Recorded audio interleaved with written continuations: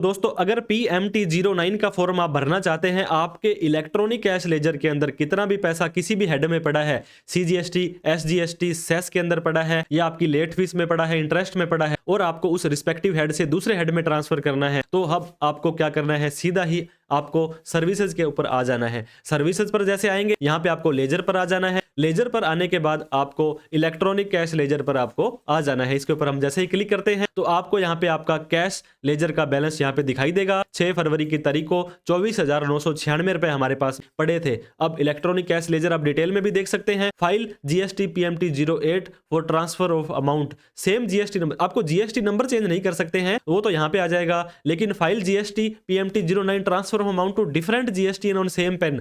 मान लीजिए एक पेन कार्ड के अंदर आपने 4 GST नंबर ले रखे हैं, तो दूसरे GST में भी आप अपना पैसा ट्रांसफर कर सकते हैं और पहले कोई भरा हुआ PMT 09 यहां से चेक कर सकते हैं। तो हमारा एक ही GST नंबर है, हमने इसके ऊपर दोस्तों यहां पे क्लिक कर दिया है। अब हमारा जो कैश लेजर का बैलेंस है, हमारे पास CGST में इतना पैसा पड़ा है और SGST में इतना पैसा पड़ा है। अब नीचे जो आपका balance preview of updated balance यहाँ पे आप देख सकते हैं। तो आपका ये अभी करंट के अंदर जो लेजर आपका इतने इतने रुपए आपके पड़े हैं। अब आपको मैं फिर से बता दूं, यहाँ पे CGST और SGST में हमारे 12-12 हजार रुपए पड़े हैं। तो दोस्तों अब आप ये देख सकते हैं कैश लेजर बैलेंस जो हमारे पास अवेलेबल है, जिनको हम ट्रांसफर कर सकते हैं। 12,000 CGST में, 12,000 SGST के टैक्स में पड़े हैं। आप इसको इंटरेस्ट में कर सकते हैं, फीस में कर सकते हैं, पेनल्टी में कर सकते हैं, अदर्स में कर सकते हैं। अब नीचे आने के बाद ये बोल रहा है, ये प्रीव्यू है अपडेटेड बैलेंस का। अपडेटेड बैलेंस तो अभी तो वही का वही है, क्योंकि अभी तक हमने कुछ इसमें चेंज नहीं किया है। अब नीचे आ जाएंगे ऐड रिकॉर्ड। सबसे पहले मेजर हेड। मेजर हेड के अंदर क्या आता है, CGST, IGST, SGST और सेस। तो इसके अंदर अगर मान लीजिए CGST में कोई पैसा पड़ा है और उसके अंदर कौन से हेड में पड़ा है,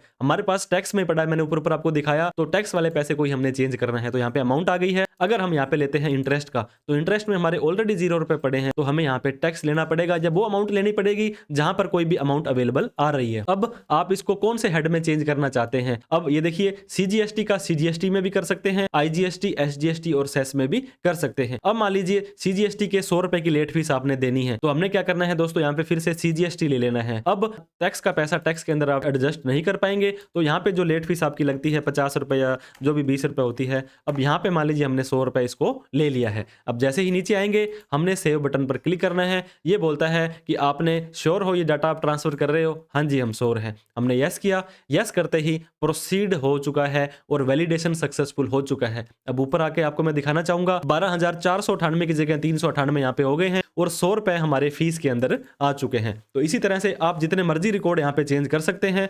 IGST के अंदर मान लीजिए आप टैक्स का, तो यहाँ पे कुछ नहीं आ रहा है। जहां पर आपका पैसा पड़ा है, मान लीजिए SGST के अंदर हमारा टैक्स के अंदर इतना पैसा पड़ा है और उसको हम IGST के अंदर हमारा मान लीजिए 100 रुपए का टैक्स कम पड़ रहा था। जो भी आपको दोस्तों एप्लीकेबल लगता है, हर एक हेड के अंदर ट्रांसफर हो जाने वाला है। इसको आप सेव करेंगे, यस करेंगे, तो जैसे आप नीचे आएंगे, ये दोनों की दोनों एंट्री आपकी यहाँ पे दिखा दी हैं और ऊपर आप ये देख सकते हैं कि यहाँ पर भी आपका अपडेटेड बैलेंस आ चुका है। आप ये देखिए दोस्तों, टैक्स के अंदर इंटीग्रेटेड टैक्स में 100 रुपए आ चुका है। तो इस तरह से आप अपना जो लेजर का बैलेंस है अपडेट कर सकते हैं। तो जितने भी चेंजेस आपने करने थे, वो सारे के सारे चेंजेस आपने मेजर हेड, माइनर हेड पे करके अब लास्ट में आपको प्रोसीड टू फाइल, क्योंकि ये फॉर्म है तो फॉर्म को फाइल तो आपको करना पड़ेगा। अब नीचे आने के बाद एक बार फिर से आपको दिखाया जाएगा कि आपका ये बैलेंस था और ये बैलेंस आपका ट्रांसफर किया जा रहा है। और इसके बाद वेरिफिकेशन, इस चेक बॉक्स पे क्लिक करके जो भी साइनिंग पर्सन होगा उसको सेलेक्ट करके फाइल GST PMT 09 पे आपको क्लिक कर देना है। फिर आपको वार्निंग देगा कि ये जो अमाउंट है ट्रांसफर कर रहे हैं, हम कर दें क्या।